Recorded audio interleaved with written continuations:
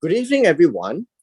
We are starting our series on Hosea, and as we have entitled it, Series 2, this is going beyond the superficial and the high-level explanation of the book. And so we would be actually spending a little bit more time to understand the Hebrew behind the text. And do not be alarmed if some of the explanation might be different from how you might have read it elsewhere. But our purpose for this session or this type of a class is really to expose the Hebrew so that you would have a better understanding beyond the English. And thereby we will just follow the text and we will not impose any other interpretation upon it. And if you had wanted to, then you would have to do your part of the work. So let's begin. The text begins this way: the word of the Lord, which came to Hosea, the son of Beeri, during the days of Uzziah, Jotham, Ahaz, Hezekiah. These are from Judah. During the days of Jeroboam, the son of Joash, the king of Israel.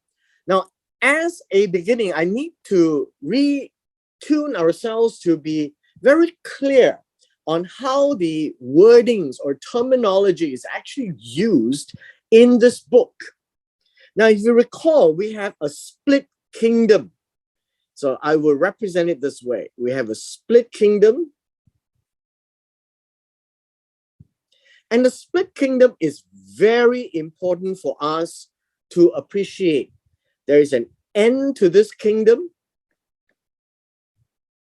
And this kingdom will be the kingdom of Israel or Israel. This is also called the northern kingdom. The northern kingdom. It is also called the house of Israel. It is also called the sons of Israel. Now, of course, then the one in the line below will be called Judah. And as such, with Judah, there is no end to this. There is also called the southern kingdom. It is also called the house of Judah. And they are also called sons of, right? Sons of Israel. And so it is important for us to be very clear that the focus of the book of Hosea is with regards to Israel, very much about Israel. And so they will be called Israel in this book. They will also be called the house of Israel in this book. They will also be called sons of Israel in this book. And so it is very important for us to be very familiar with the context. Otherwise, we will lose ourselves in the discussion of the narrative. Now, the one below is called the sons of Judah or the house of Judah. And they will be very specific. Now, how would it be specific is by reference to the kings. As you can see, there is Uzziah, Jotham, Ahaz, Hezekiah. And then the focus is on Israel. And so we need to know that before Uzziah, there will be Jeroboam. We call him Jeroboam the second because he is the second king that adopted this name, Jeroboam. The first king was right after Solomon. Now, he is the son of Joash, which is here. Now, after Jeroboam, I need us to be very familiar with a couple of names. One would be Yehu, and right at the end here is Hosea. And so there are a number of kings here, and there is one more king here, and then there's Yehu. And we will be referring to specifically the northern kingdom.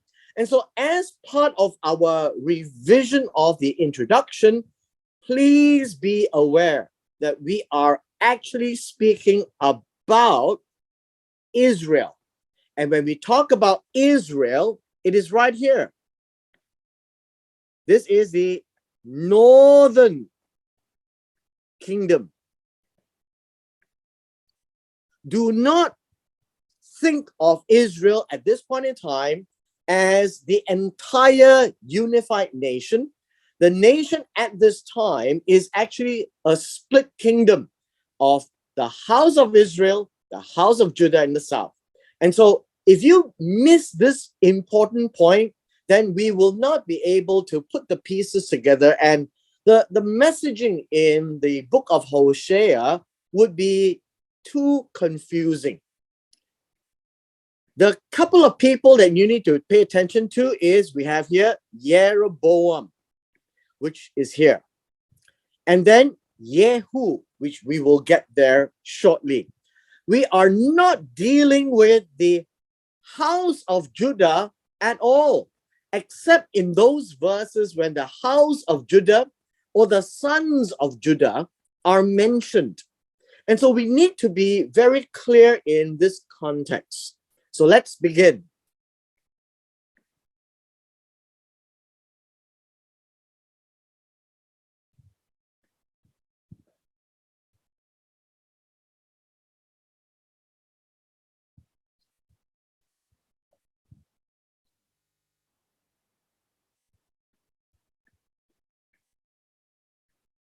Verse 2 says this: when the Lord, and this would be Jehovah,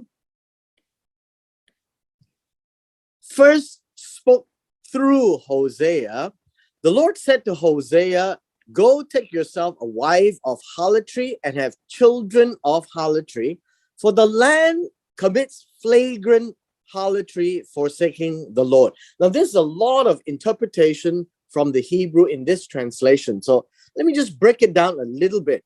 We will be finishing in verse 9 today.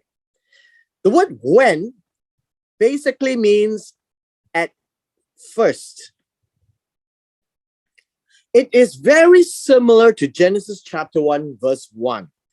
At first, when God spoke through Hosea, so this word is when first. This is one word. When first is one word. So at first, when at first, or in the beginning, if you like that phrase, it's not the beginning of time, it's the beginning when God started to speak through Hosea. Now, this word speak here gives us a picture, and when God speaks to man, it is in the form of a vision of some sort. So we would use this concept. God is appearing or communicating to Hosea, and this word through is very important, because this word through or in or by gives us a connotation. So let me just briefly explain this to you. There is a view when we talk about this word through, is as if God started to use Hosea as the mechanism or the medium of communication. Now, what does that mean? It's not like speaking to Hosea like a prophet. It's way beyond that. And so this whole phrase, spoke through or spoke by or spoke into Hosea, is literally God is putting in a vision, and Hosea is in that vision. And that is how a Jewish view is seen, that the rest of the verses up to verse 9 may be seen as a vision. Like that's one particular aspect, and mainly coming from an expression of speak through Hosea.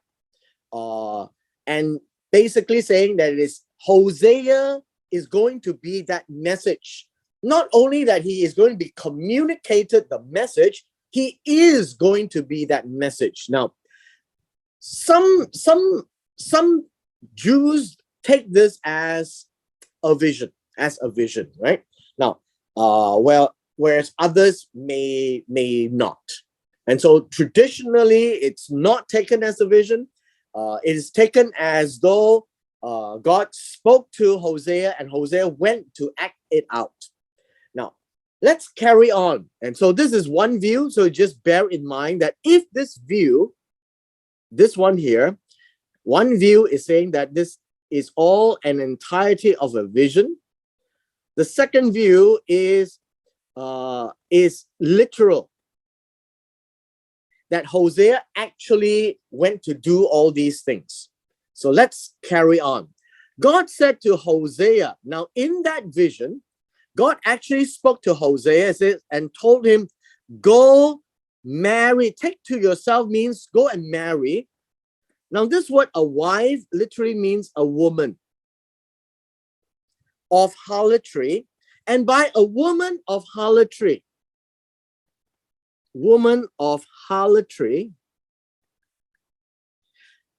is not a harlot. And this is a very important aspect from the Hebrew that we need to be careful. A woman of harlotry does not mean a harlot. It literally means a woman in the environment or a state of idolatry. Because the word harlotry right here actually means idolatry. So the word idolatry is a double meaning word. It means literally a woman who, a harlot, or the actions of a harlot, right? It doesn't mean a harlot. It just means the actions of a harlot. And so it says, go take yourself a woman of harlotry, meaning Hosea is actually marrying a woman. And in this case, we have a name, Gomer. And Gomer is in this nation, the land of harlotry. So when people are living in the land of harlotry, the Hebrew expresses them to be people of harlotry. And so a woman of harlotry is literally a woman who is in a land where idolatry is practiced. And have children of idolatry means the children, when they grow up, they will also be involved in this state of idolatry. And so the expression here is this: for the land, and this is Israel. Remember Israel? We're talking about Israel as in the northern kingdom. They are committing flagrant idolatry. Now, this word here means idolatry of idolatries. This is a definite act of idolatry. Right? Definite acts of idolatry.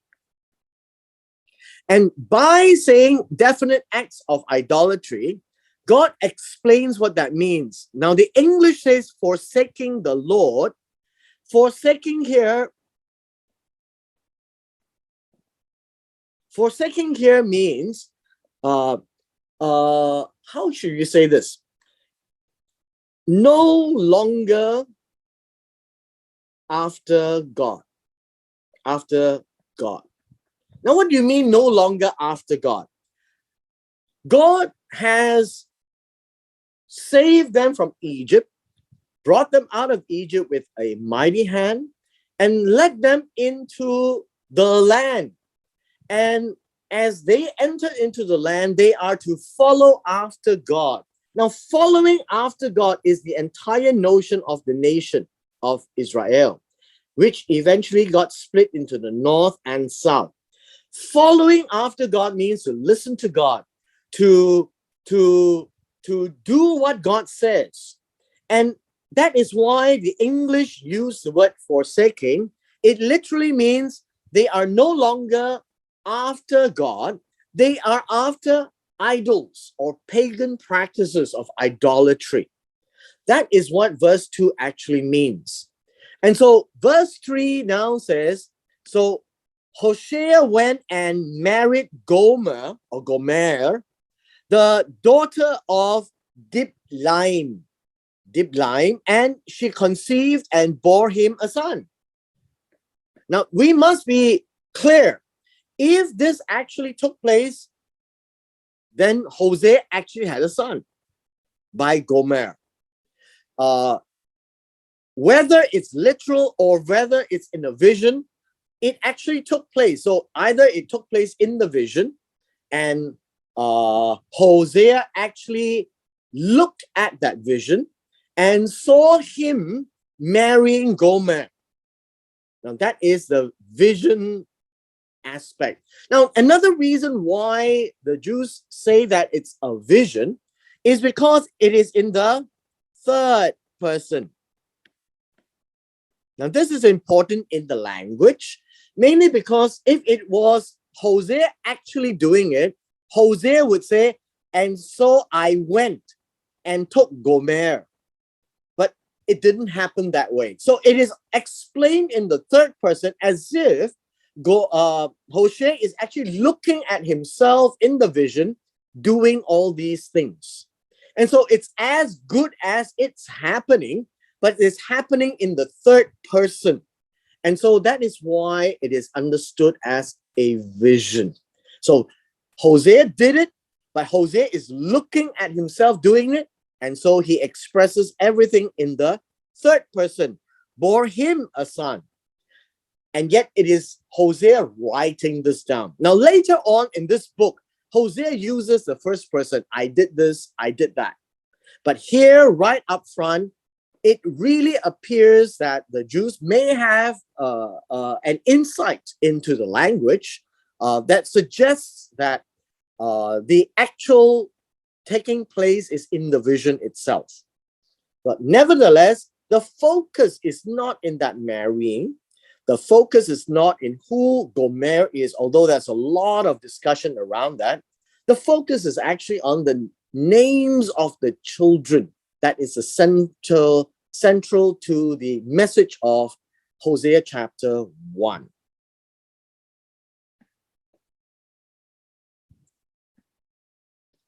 In verse 4, then God said to him, name him Jezreel. In verse 4, the word Jezreel is Yisrael. It's very interesting because Jezreel in the Hebrew is actually Yisrael,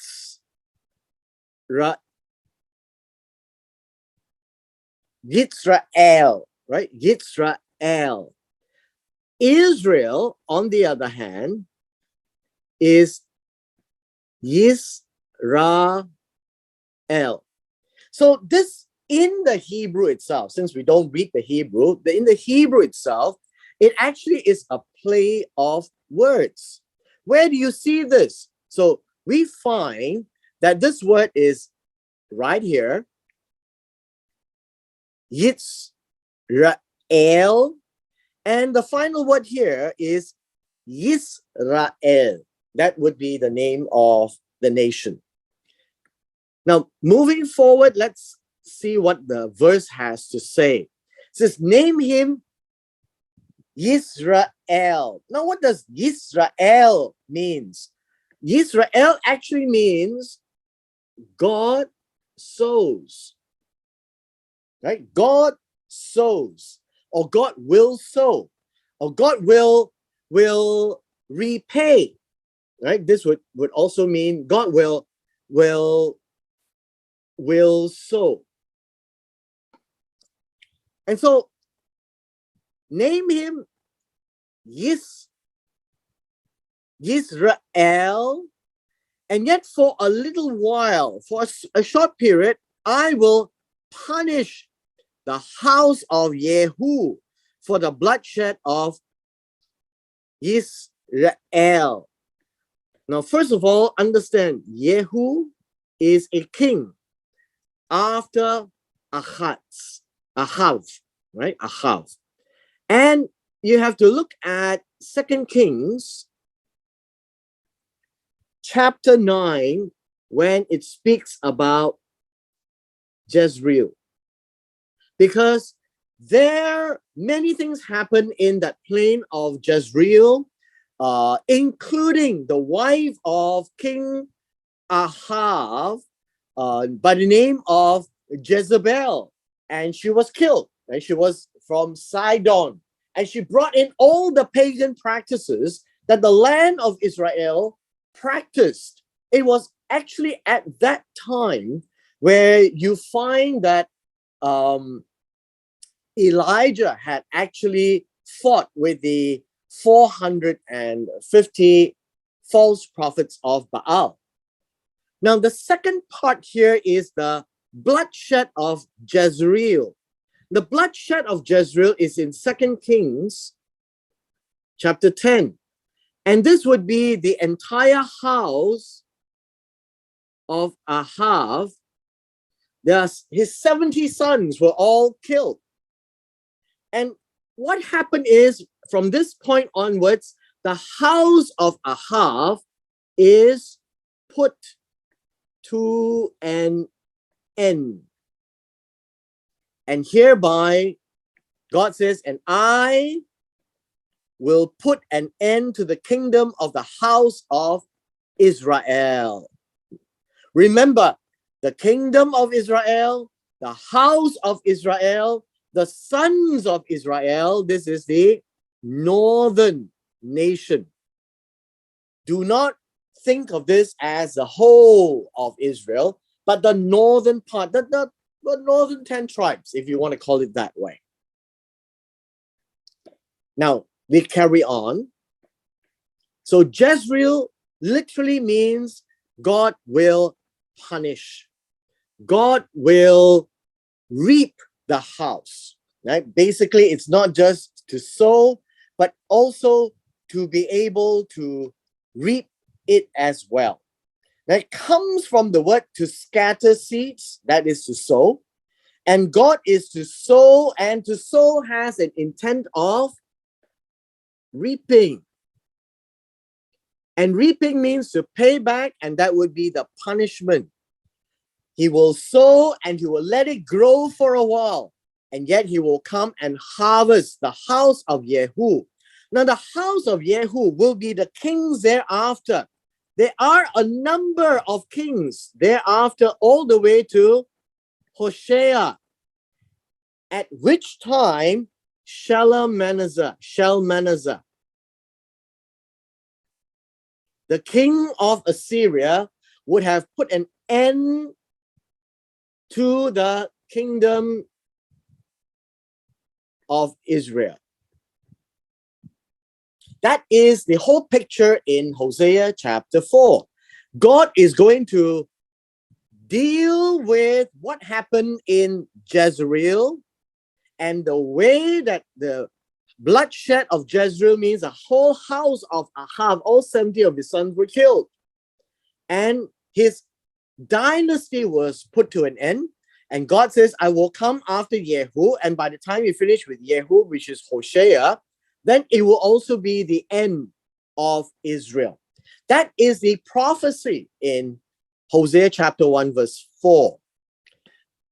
Hosea chapter 1, verse 5. On that day means on the day when God is going to bring an end to the kingdom of Israel. Notice the word I is Jehovah, God himself. He will break the bow of Israel. What is the bow of Israel? The bow of Israel, this is we call it bow or bow, right? That is where you've got the bow and arrow, right? The bow means they are no longer able to shoot, no longer able to defend, no longer able to attack. They would be helpless. Break the bow of Israel. They will be helpless in the valley of Jezreel. The valley of Jezreel is actually right below Mount Carmel. Mount Carmel, and it is a longish valley, also carrying a name called Megiddo, right? The valley of Megiddo. And many wars take place there. And God says that there in the northern kingdom, in the valley of Jezreel, where the house of Ahav was completely demolished, so will the kingdom of Israel come to an end. That is verse 4 and 5.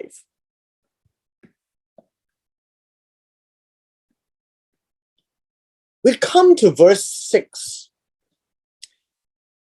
Then, now basically, this means and then. And then means after the prophecy of verse 4 and 5 had completed, then in the vision, Hosea saw this, right? And she, that's Gomer, she conceived again and gave birth to a daughter. Now, many people were saying that, well, you don't have Hosea taking part in the conception. Yes and no. And in this sense, it also lends very well to the fact that this is actually happening in a vision, right? It's actually happening in a vision. And the Lord said to Hosea, or Hosea, this is a daughter. Now, very seldom do you get daughters being mentioned in an illustration. And so her name is Lo Ruhamah, right? Lo Ruhamah. Now, this is a very important explanation. So let me just spend a little bit of time to put some meaning to this in verse 6. We will come back to Lo Ruhamah, and God explains, for I will no longer have compassion on the house of Israel, for that I would ever forgive them. So let's break this down in some of the Hebrew. One is Hosea had his wife Gomer conceive and give birth. Now this is very important. Conceive and give birth is an action of bringing to this world a child. Now all of these seems to be happening very quickly, one after another. And hence it also lends the fact that this is all happening in a vision that Hosea is looking at this. And so Gomer conceived again, and we have this daughter named Lo Ruhamah. And it, in actual fact, it comes from this word, Lo, let's see. Now, this word lo means not or no. It's a negation. Ruhamah comes from the word racham. And racham means to be compassionate. And racham comes from the word the womb. And this is how it is understood. Now, mercy or compassion, right? Mercy or compassion in the Hebrew is understood from the organ called the womb, or what we call the womb. And as I had mentioned this before, the Hebrew is very imagery driven, and that if mercy or compassion is expressed, the womb is used as that illustration. Where a mother carries a baby in the womb, the mother takes care of the baby, protects the baby, gives the baby warmth, provides for the baby, And this is all in a form of compassion and mercy without the baby ever asking for anything, because the baby can't. And so in this case, lo ruhama literally means no compassion or mercy, or it leads us to understand no clemency. No clemency means no forgiveness, no pardon. Why? Because God has enough of forgiving Israel. That's how this name is being played out. It says that I will no longer have compassion, and the word compassion here is racham. I will no longer have womb or warmth to be expressed to them on the house of Israel, that is the northern kingdom, that I would ever forgive them. And notice, mercy leads to forgiveness.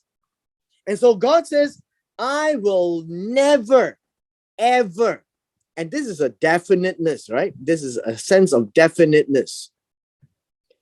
God says that at this point in time, no more clemency, no more forgiveness, no more pardon. And that is what lo ruhama actually means.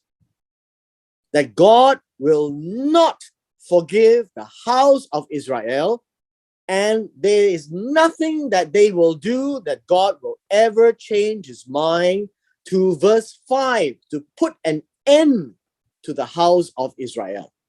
This is beginning to build up to be some really, really serious words. Now, in comparison, God says this, but I will have compassion on the house of Judah and deliver them by the Lord their God, and will not deliver them by bow, sword, battle, horses, or horsemen. What does that mean? It means this, but I will have compassion, I will have mercy, I will forgive the house of Judah. Now, this is important. The house of Judah is the southern kingdom. Okay, the southern kingdom. And then I will deliver them. This is to cause them to be saved by the Lord their God, and this is Jehovah. Now, since we are reading and looking back in time, let me just explain this to you. This will happen at the time of Hezekiah, right? At the time of Hezekiah. And when the northern nation of Assyria came to attack Hezekiah at the time where Isaiah was also in Jerusalem, God overnight destroyed over 100,000 of the Assyrian soldiers. And this means the narrative of I will cause them to be saved is a later date in the time of Hezekiah. God says, I will forgive them. I will forgive the house of Judah. Now, according to Jeremiah, both houses, the house of Israel and the house of Judah, both of them had idolatry. But God did not forgive the house of Israel, but God forgave the house of Judah. And says this, God says at this time when God caused Judah to be saved, now understand, this is the southern kingdom, the house of Judah. And it will not be because they can fight by bow and arrow and win in battle, having horses and horsemen. The way that God saved them is by the mighty hand of God. And in one night, God sent the angel to destroy the entire army of Shalmaneser. And he went home with tail between his legs. And so this is what this verse actually means. It's talking about the house of Judah. It's one of the rare occasions that God is speaking about the house of Judah. And so God says, I will forgive, but God will not forgive the house of Israel. And so that is where we have two prophecies now. We now look at verse 8. It says, when, and this one is, and then after Lo Ruhamah has been weaned, meaning no longer needs to be breastfed, right? She has grown up to a certain point in time. So all it says is each point in time is there is a period of time that will pass. Gomer conceived and gave birth to a son this time. And the Lord said, give him this name, Lo Ami, for you are not my people and I am not your God. And so we have this name, Lo Ami. Lo means not. Means people. E means my. And so not my people.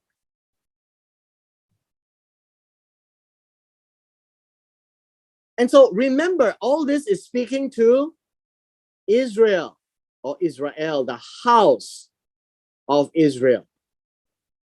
And so in this case, the period came when there was another son. So there was a son, a daughter, and a son. Now, whether it happened in the vision or whether Hosea actually literally did it, it's left for more debate. I'm personally more inclined to see this as something that Hosea is looking at, and that it is happening in a third person in Hosea's vision.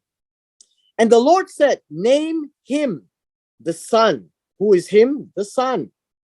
Lo Ami, for you are not my people and I am not your God.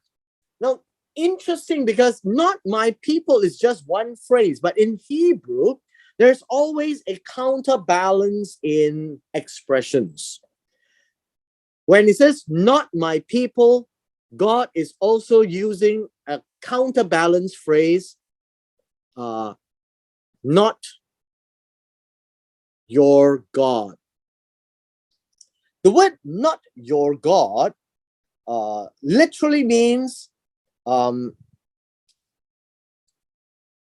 says, I am not going to be your God.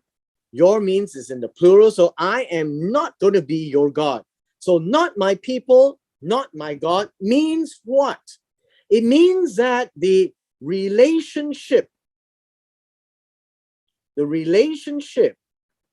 between Israel and God, and by Israel, this is the house of Israel, and God is severed, right? It is severed.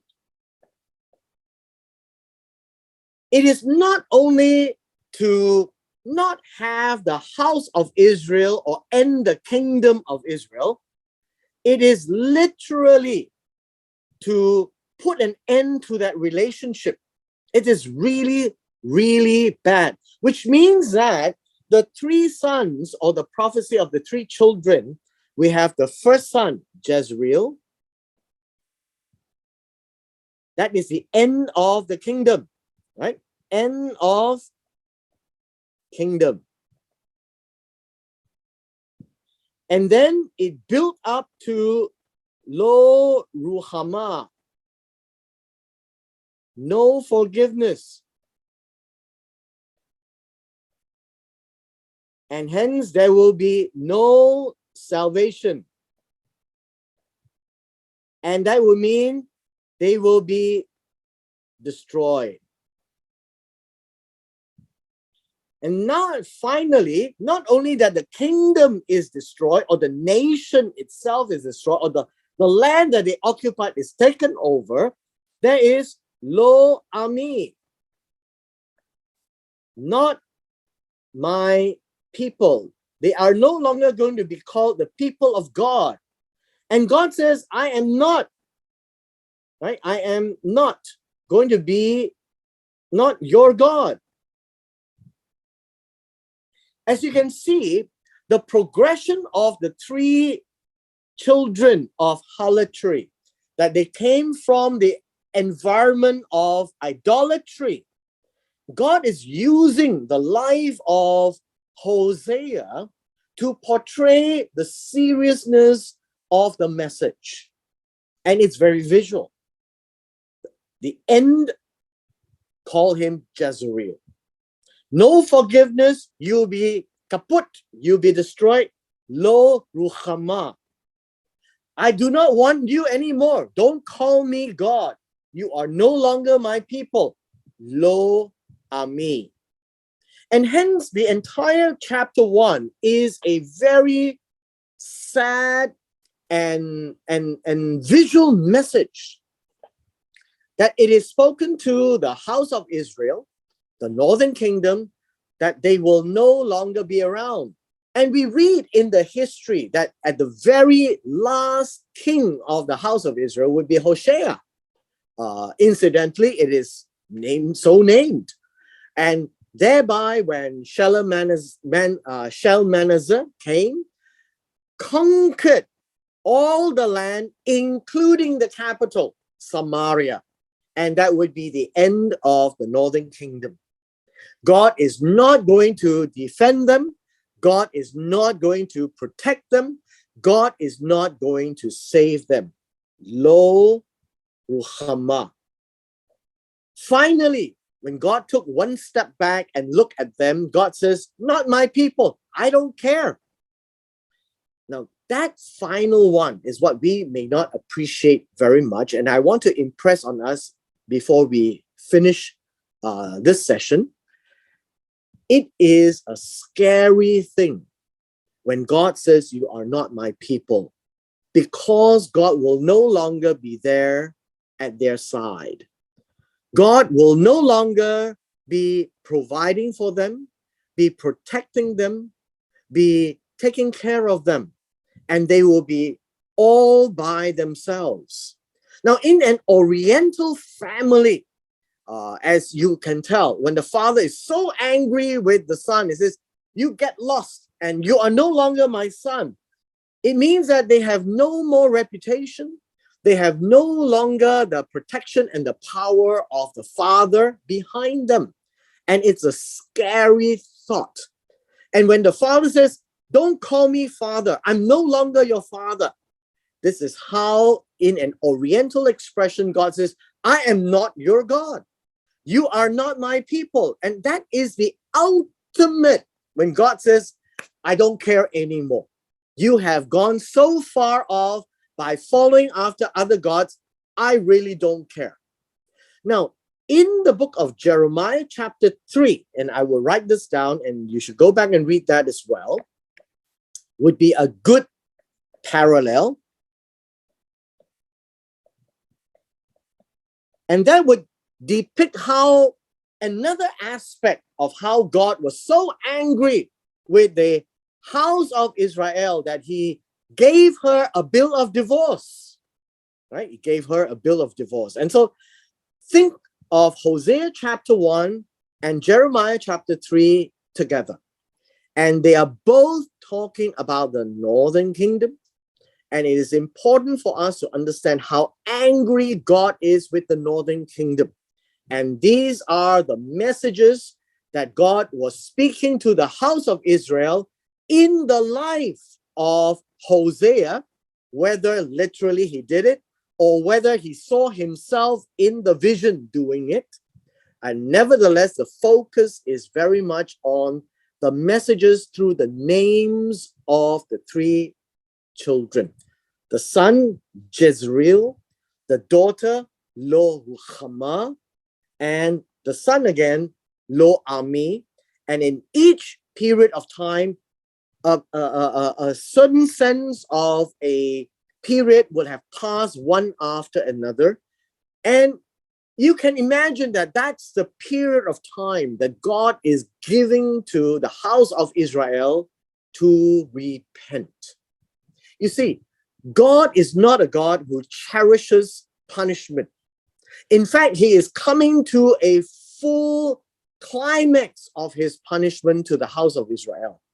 And at each point in time with the warnings, and in this particular book of warning, is to call upon Israel or the northern kingdom to come back to God. And you will read that quite extensively in Jeremiah chapter 3. And with this, we come to the end of our session this evening of Hosea chapter 1, verses 1 to 9.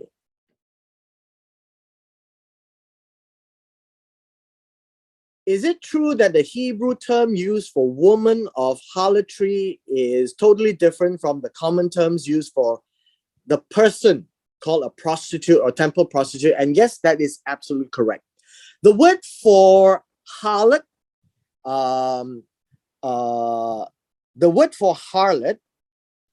is zana. Let me just write it down here. The word for harlot is zana. Very similar to the Arabic word zina.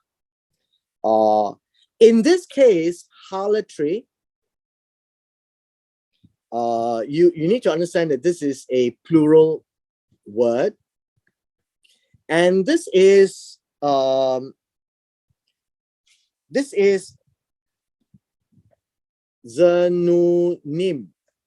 And then you have the woman of Zanunim.